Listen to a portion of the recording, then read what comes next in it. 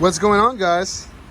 This is going to be a quick video on how to make sure your tires are still good. And the only thing you're going to need for this, it's a penny. All right? Well, let me show you a bad tire. Here we go. They say that your tire thread has to cover Lincoln's forehead. So you put it upside down, and you put it against your thread. That right there doesn't even cover his hair. Now, look at this. This is a good tire. Look at Lincoln's forehead. Bam, all the way. So if you're not sure whether you need new tires, just get a penny, go outside, put it on your thread, and if you can't cover Lincoln's forehead, you need tires.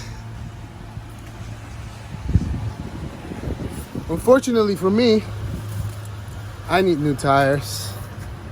Oh well, I'm gonna buy some later, get a good deal on them. Thank you for watching. That's my 2 cents for today, or my 1 penny of the day. Here's the penny for my thought, right? Have a good one.